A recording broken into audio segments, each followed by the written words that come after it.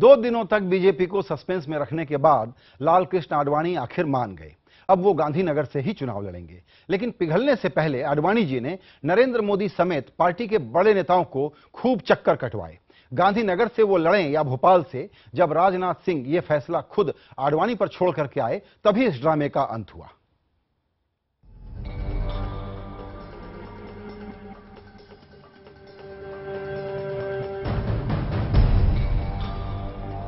Lal Krishna Advani BJP का सबसे वरिष्ठ सक्रिय चेहरा।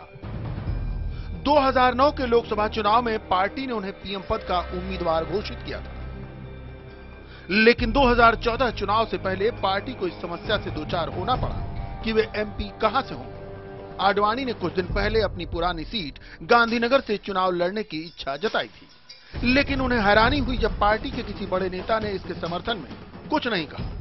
सूत्रों के मुताबिक बुजुर्ग आडवाणी इससे आहत हो गए। अचानक उनके भोपाल से चुनाव लड़ने की चर्चा होने लगी। भोपाल में आडवाणी के स्वागत में पोस्टर लग गए। बीजेपी के रणनीतिकारों को भांपने में देर नहीं लगी कि ऐसा हुआ तो पीएम पद के उम्मीदवार नरेंद्र मोदी की छवि पर आंच आएगी। ऐसे में आडवाणी को मनाने की कोशिश होने लगी। बुधवार रात नरेंद्र मोदी की मुलाकात आरएसएस मुखिया मोहन भागवत से हुई थी। भागवत ने साफ निर्देश दिया कि पार्टी को एकजुट रखना जरूरी है। पार्टी को हर हाल में लोकसभा चुनाव जीतना है। इसके बाद गुरुवार सुबह मोदी ने आडवाणी से मुलाकात की। बाद में सुषमा स्वराज, वेंकैया नायडू और अरुण जेटली ने भी उनसे मुलाकात की, लेकिन आडवाणी अड़े रहे। आखिरकार पार्टी ने कदम पीछे कर लिए। चेन्नई पहुंचे बीजेपी अध्यक्ष राजनाथ सिंह ने कहा कि आडवाणी जहां से चाहें चुनाव लड़ सकते हैं। I have left this option to Advani ji to choose the seat from where he would like to contest, from Gandhinagar or Bhopal. साफ है कि पार्टी ने आडवाणी के कद के आगे समर्पण कर दिया। आडवाणी शायद यही चाहते थे। उन्होंने एक बयान जारी किया कि पार्टी अध्यक्ष राजनाथ सिंह ने मुझे सूचित किया कि गुजरात यूनिट और चुनाव समिति की यह इच्छा है कि मुझे गांधीनगर से चुनाव लड़ना चाहिए। मेरे घर आकर नरेंद्र मोदी ने भी यही इच्छा जताई। आज राजनाथ सिंह ने मुझे सूचना दी कि पार्टी की मध्य प्रदेश यूनिट भी चाहती है कि मैं भोपाल से चुनाव लड़ूं। उन्होंने मुझसे आगे कहा कि सभी ने यह फैसला लिया है कि मैं जहां से चाहे चुनाव लड़ सकता हूं। यह फैसला मुझे करना है। मैं गांधीनगर सीट से 1991 से चुनाव जीत रहा हूं, इसलिए मैंने इस बार भी वहीं से लड़ने का फैसला किया है। मैं मध्य प्रदेश के मुख्यमंत्री शिवराज सिंह चौहान समेत सभी लोगों का शुक्रिया अदा करता हूं कि उन्होंने मेरा नाम भोपाल से प्रस्तावित किया। लाल कृष्ण आडवाणी। साफ है आडवाणी मान गए, लेकिन उन्होंने अपनी हैसियत का एहसास करा दिया। यही नहीं, बीजेपी हरीन पाठक को अहमदाबाद पूर्वी सीट से टिकट देने पर भी राजी हो गई है, जैसा कि आडवाणी चाहते थे। पर इस डील में एक छिपा हुआ संकेत राजनीतिक गलियारों में चर्चा का विषय है। संकेत ये कि आडवाणी और मोदी के बीच सब कुछ ठीक नहीं है। लाल कृष्ण आडवाणी सरीखे बड़े नेता की टिकट तय करने के लिए पार्टी को घंटों मशक्कत करनी पड़ी। जाहिर है दर्शाता है कि पार्टी में सब कुछ ठीक नहीं चल रहा। चुनाव में एक छोटे से कार्यकर्ताओं के बीच की नाराजगी भी नुकसान पहुंचा सकती है। ऐसे में बड़े नेताओं के बीच तालमेल की कमी कहीं पार्टी के लिए बड़े नुकसान का कारण ना बन जाए। विक्रांत यादव, दिल्ली, IVM 7। अगर आडवाणी जी को गांधीनगर से ही लड़ना था तो फिर भोपाल का आइडिया कहां से और क्यों आया? आडवाणी, बीजेपी और आरएसएस के जटिल रिश्तों पर हम चर्चा करेंगे अपने खास मेहमानों से। लेकिन पहले देखते हैं इस प्रकरण से उठते हैं क्या सवाल। आडवाणी आखिर कैसे माने? क्या डील हुई? क्या बीजेपी में अपना कद दिखाने के लिए था ये पैंतरा? क्या अब आडवाणी को मोदी पर भरोसा हो गया है? गांधीनगर से ही लड़ना था तो भोपाल में पोस्टर कैसे लगे? क्या बीजेपी और मोदी की किरकिरी नहीं हुई इस पूरे प्रकरण के दौरान? इन सवालों पर चर्चा के लिए मेरे साथ जुड़ रहे हैं खास मेहमान, बीजेपी के प्रवक्ता सुधांशु मित्तल, कांग्रेस प्रवक्ता मीम अफजल और 2 वरिष्ठ पत्रकार शाहिद सिद्दीकी और आकार पटेल। सभी मेहमानों का वक्त निकालने के लिए शुक्रिया। इस चर्चा का टोन सेट करने के लिए आकार, सबसे पहले आपका एक ओपनिंग कमेंट। सिर्फ आडवाणी जी ये कह रहे हैं कि आप मेरी रिस्पेक्ट कीजिए, आप मत बताइए कि मैं कहां से लड़ूंगा, ये मुझ पर छोड़िए, मैं तय करूंगा कि कहां से लड़ूंगा। बीजेपी का ये पूरा नया जो नेतृत्व है, ये आडवाणी जी को ठीक से हैंडल क्यों नहीं कर पा रहा? देखिए, मोदी साहब का जो बैकग्राउंड है और पिछले 12 सालों में जो गुजरात में हुआ है, वो राइवल को टॉलरेट नहीं करते। गुजरात में जिन लोगों ने भाजपा को बनाया, मैं सूरत का हूँ, वहाँ का 6 टाइम अनडिफीटेड एमपी थे काशीराम राणा, उनको बगैर बताए टिकट खींच ली उनसे मोदी साहब ने। केशुभाई पटेल को निकाल दिया, किसी भी बड़े नेता को भाजपा गुजरात में रहने नहीं दिया मोदी साहब ने। ये उनका रिकॉर्ड है, उनकी काबीना में उनके अलावा दूसरा कोई बड़ा नेता नहीं। यही चीज की घबराहट दिल्ली में हो रही है कि यहां पर आएंगे साहब, हमें कहीं का नहीं रखेंगे। जी बिल्कुल। सुधांशु मित्तल जी से एक सवाल है, और वो सवाल ये कि आप जस्टिफिकेशन देंगे। अच्छा, अभी वो हमारे साथ जुड़े नहीं हैं, तब तक हम इस चर्चा में शामिल कर लेते हैं शाहिद भाई को। शाहिद भाई, आप क्या समझते हैं कि मोदी को एक अच्छा माहौल देना चाहिए कि अगर जीतने की दावेदार है ये पार्टी तो वो अच्छे से चुनाव लड़े। ऐसे में ये अंतर्विरोध, ये अंतर्कलह, ये खींचतान इनके लिए एक तरीके से जिसको कहते हैं अपशकुन वो है। आप क्या समझते हैं कि आडवाणी जी इस प्रकार के प्रकरण को अवॉइड कर सकते थे? नहीं, आडवाणी जी भी कर सकते थे और जो भाजपा की नेतृत्व है वो भी कर सकती थी।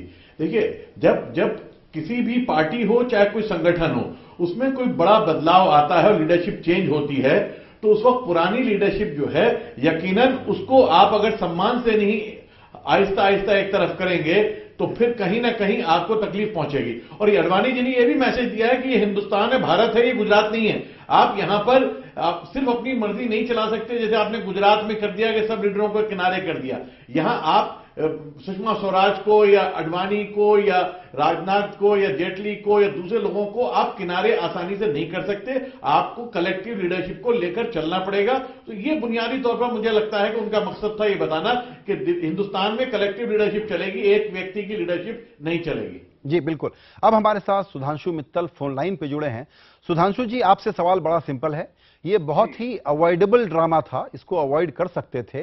जो जीतने का दावा करती है उस पार्टी के लिए यह बहुत ही खराब मैसेज देती है कि पार्टी के बड़े जिम्मेदार और गंभीर नेताओं के बीच में आपस में कितना मनमुटाव है और अविश्वास है। ऐसा है, कुछ संवेदनशीलताएं होती हैं, शायद कहीं उन संवेदनशीलताओं के प्रति कुछ ठेस पहुंची होगी, लेकिन उनको गंभीरता से पार्टी में विभाजन हो गया है, पार्टी में दो पार्ट हो गए हैं और अविश्वास हो गया है। मैं 3-4 चीजें आपके सामने रखना चाहता हूं जी।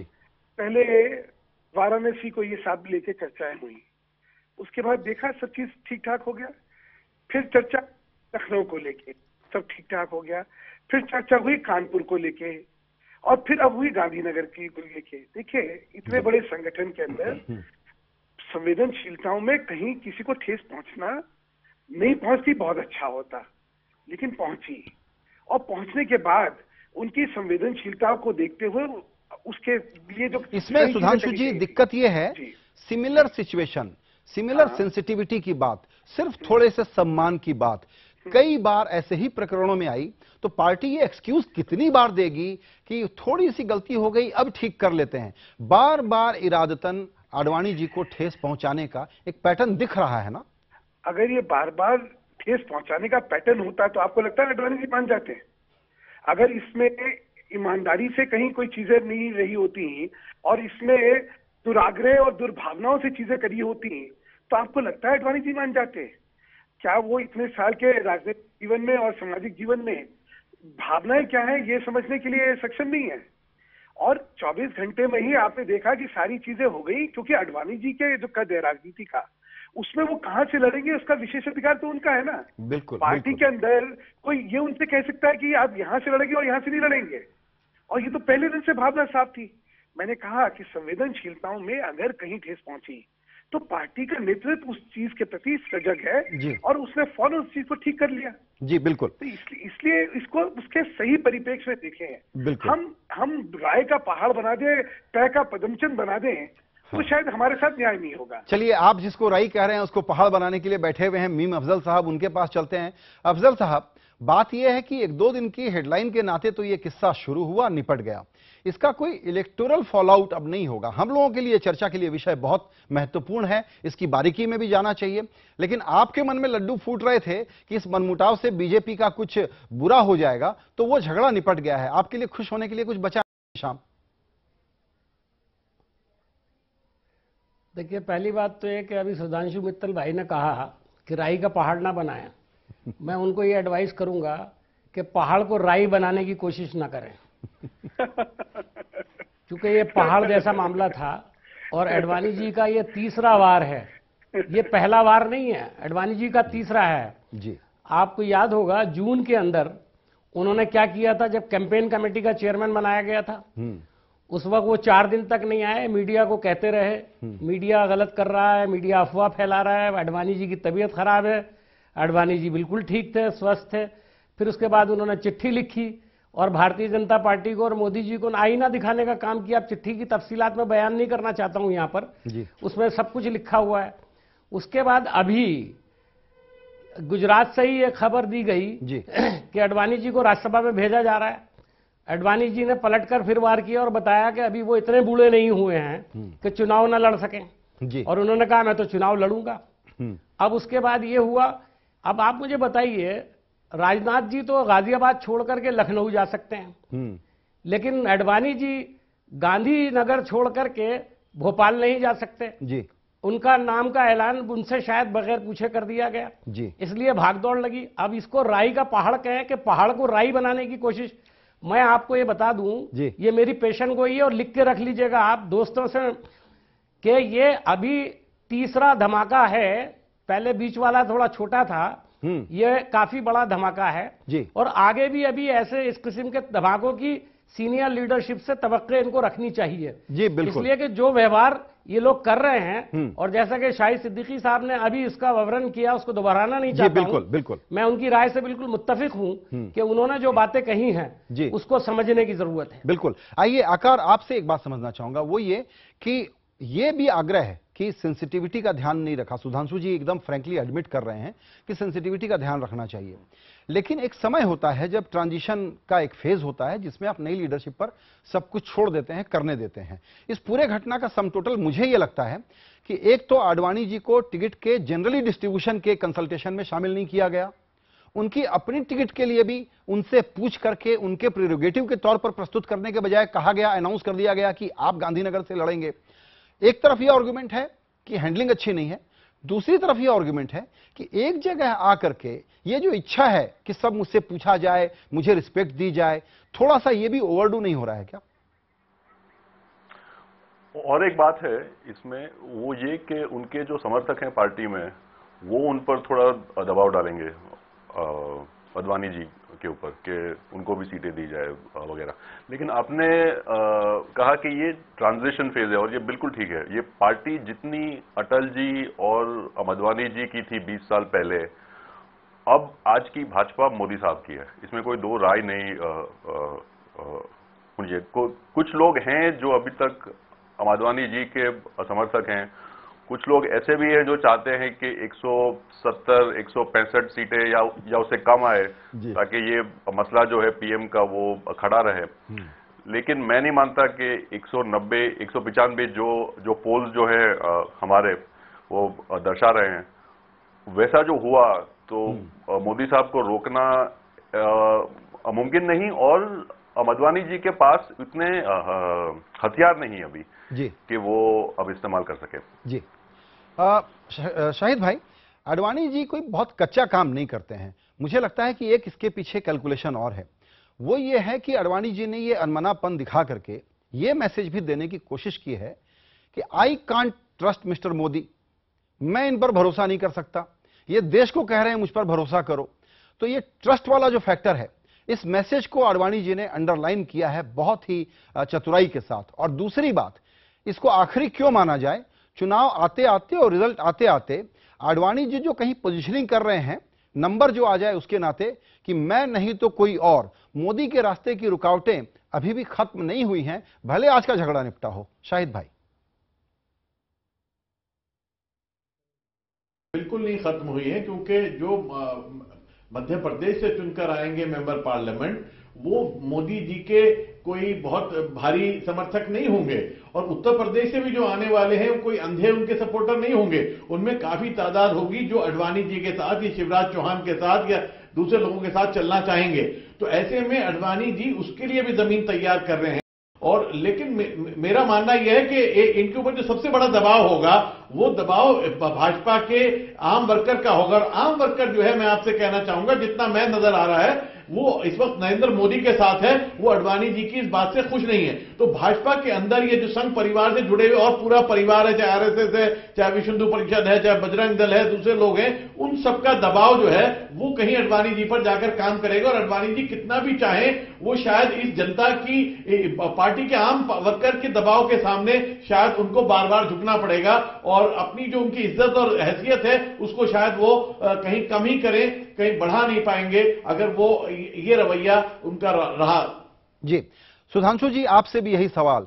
कहीं ना कहीं आडवाणी जी की ये रणनीति थी कि मोदी जी के बारे में जो एक अविश्वास का भाव है, इन पर भरोसा नहीं किया जा सकता, इसको अंडरलाइन करें, इसको हाईलाइट करें।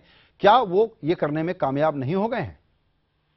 मैं दो तीन चीजें अभी सुन रहा हूं, कुछ कहना चाहूंगा मैं। पहली बात, मीम साहब ने भाजपा आडवाणी जी के बारे में बहुत विवरण दिया विस्तार से। मीम साहब, आप अपना घर संभाल लीजिए, आपके घर में क्या क्या समस्याएं हैं, वहां पे आपके पास काम नहीं बचा तो हमारी तरफ देख रहे, क्या फायदा है भाई? राजनीति के अंदर दूसरे पार्टी के आंतरिक मामलों में दखल नहीं देना चाहिए, पहली बात। और दूसरा मैं कहना चाहता हूँ, काजी जी शहर का अंदेशा। हम लोग जो है एक भयानक चित्रण जो है स्थिति का करने में लगे हुए हैं, वो इतनी भयानक होती तो अभी तक सुचारू रूप से चीजें चल कैसे जाती? जी देखिए, कभी भी एक ट्रांजिशन की आप लोगों ने बात करी, कभी भी ट्रांजिशन जब होता है तो थोड़ी बहुत समस्याएं हर ट्रांजिशन में आती हैं। कोई हमेशा बिल्कुल सीमलेस ट्रांजिशन कभी हुआ है क्या?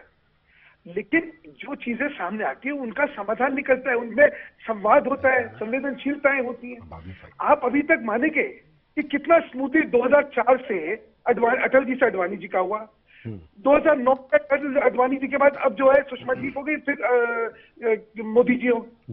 इतना सीमलेस ट्रांजिशन कहीं हुआ है? इनके यहाँ तो देखा नहीं आपने। इनके अध्यक्ष को बाथरूम में बंद करना पड़ गया प्रणब केसरी जी को।